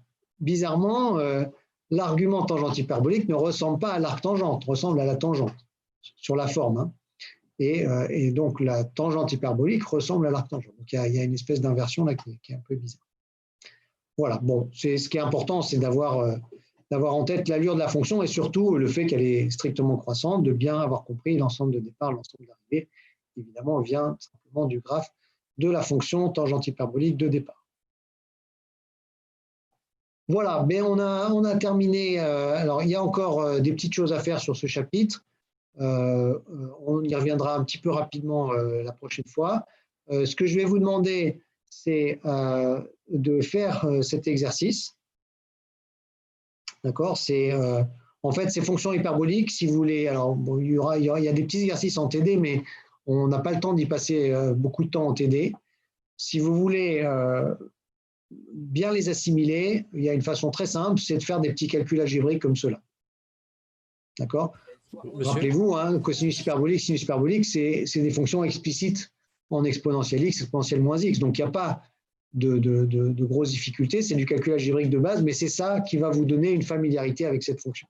Donc, l'idée dans cet exercice, c'est bien de retrouver des identités que vous connaissez déjà pour sinus et cosinus, mais qui existent dans une forme plus simple avec les fonctions hyperboliques, puisque avec les fonctions hyperboliques, il n'y a que des signes plus partout.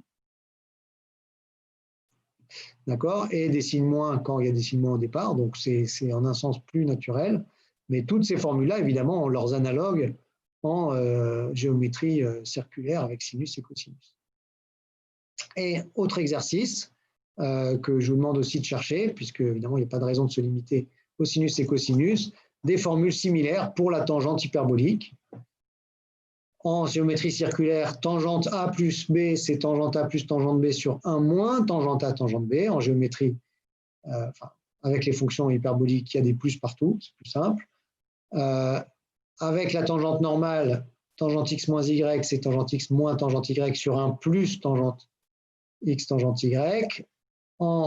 Avec les fonctions hyperboliques, il y a des signes moins partout, conformément à ce signe moins. Donc, vous voyez, les choses sont un peu plus simples pour ces identités en géométrie hyperbolique. Dernier point que je vous demande de regarder, on reviendra peut-être un peu dessus si on a le temps, je ne vais pas les détailler maintenant parce qu'on arrive au bout du cours. C'est une manière simplement, c'est hors programme, hein, c'est simplement pour ceux que ça intéresse de comprendre pourquoi il y a tous ces liens en fait, il y a toutes ces ressemblances entre les formules pour les fonctions hyperboliques et les formules qu'on connaît déjà pour les fonctions trigonométriques. Et bien là, le lien, en fait, c'est tout simplement que ces fonctions cosinus, sinus, cosinus hyperbolique, sinus hyperbolique, vous verrez plus tard qu'en fait, on peut les définir pas seulement sur R, mais sur C, sur l'ensemble des nombres complexes. Et quand on les définit sur C, ben, on voit qu'en fait, on passe très simplement des unes aux autres. D'accord? C'est-à-dire qu'il y a juste des I qui se rajoutent.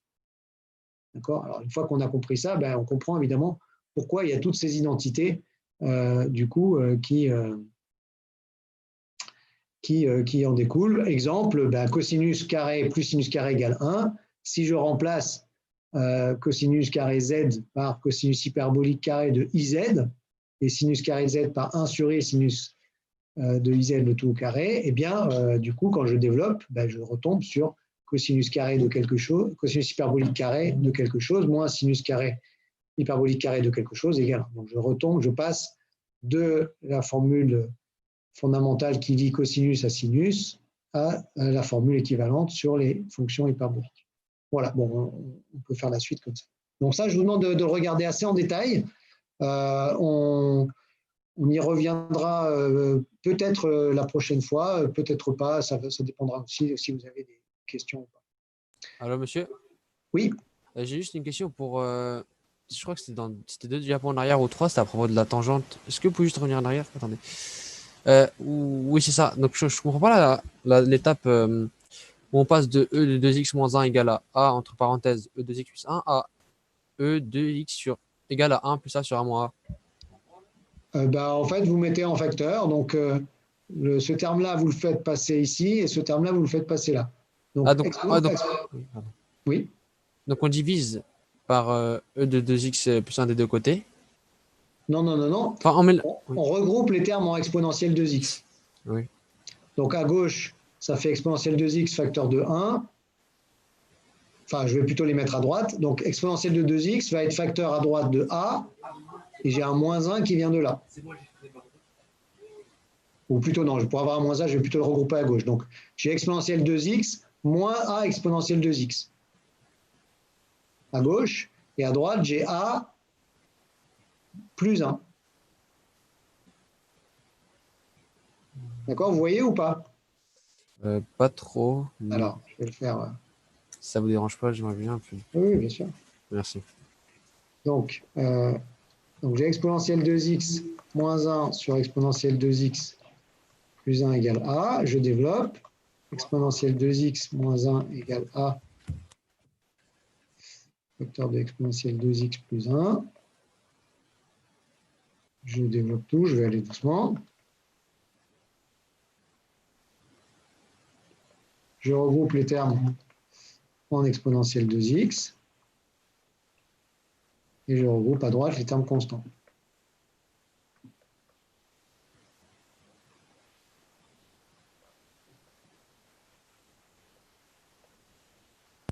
Ah, ok, c'est vrai, j'ai compris. Merci. Ouais, c'est bon, merci. Est-ce qu'il y a d'autres questions?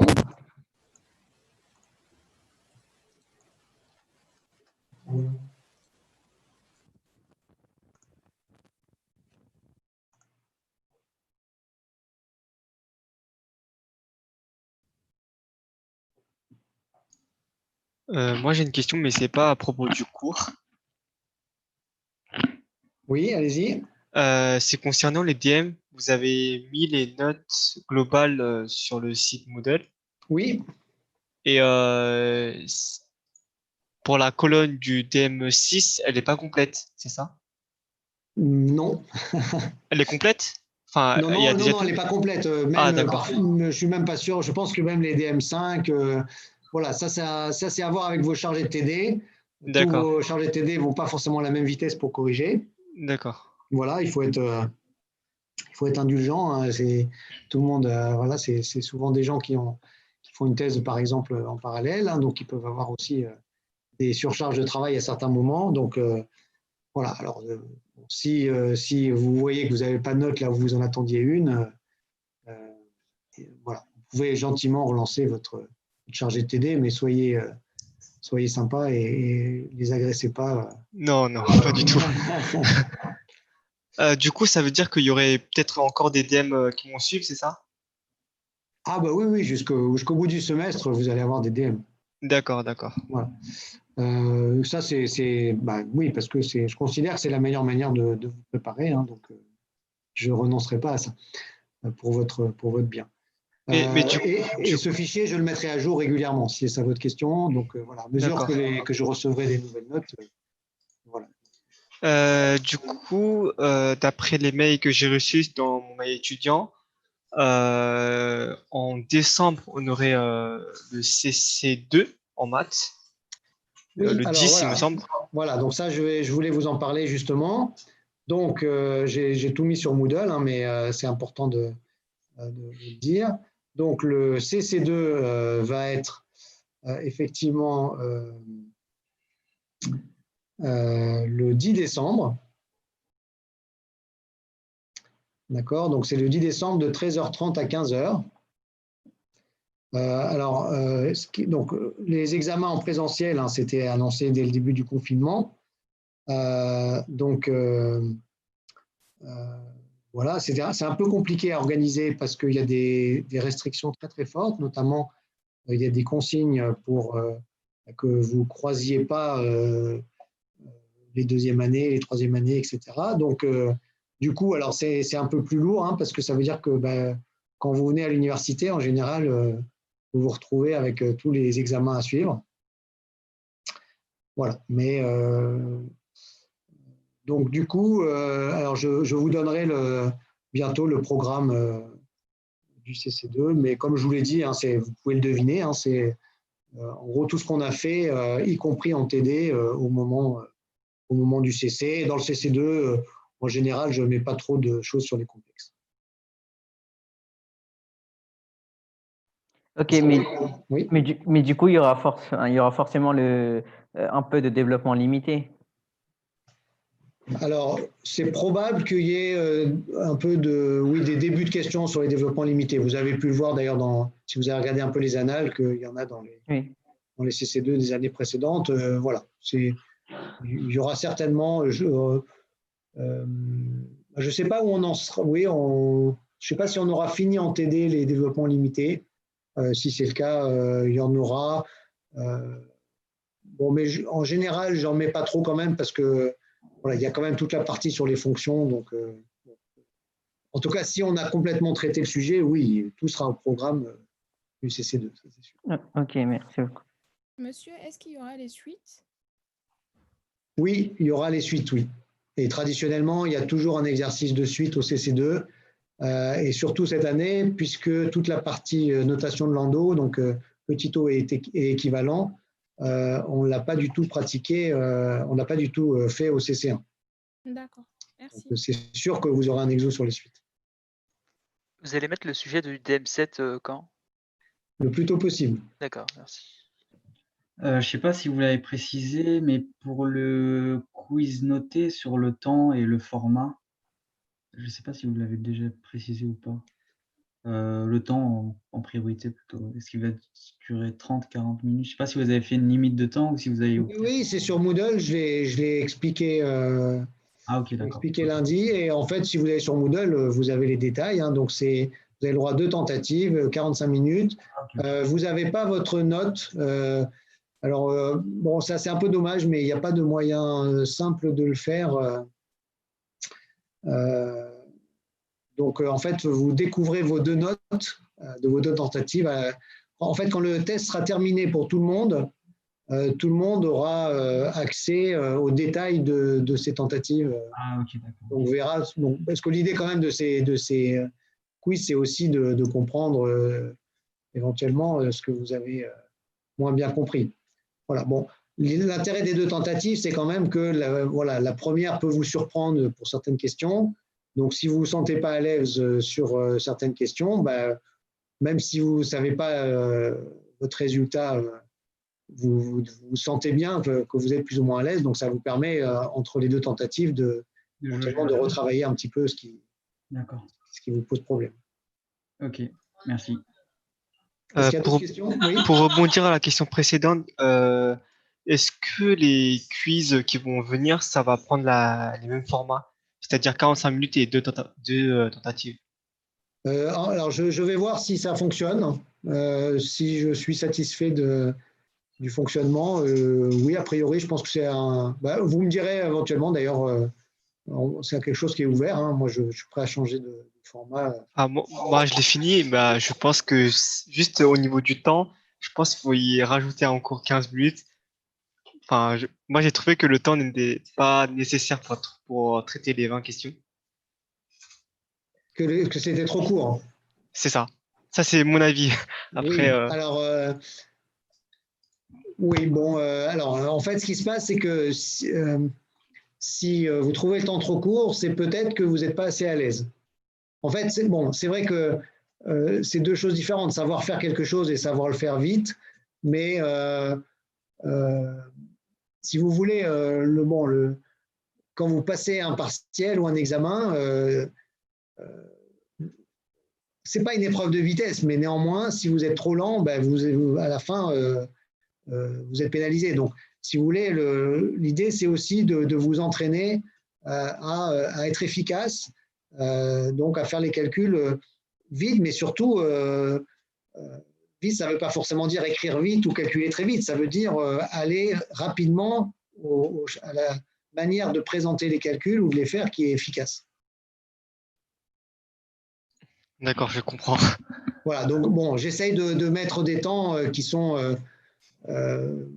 assez larges pour quelqu'un qui maîtrise bien. Mais du coup, voilà, si vous ne maîtrisez pas si bien certaines questions, forcément, du coup, ça peut vous prendre plus de temps. D'accord, merci. Est-ce qu'il y a d'autres questions?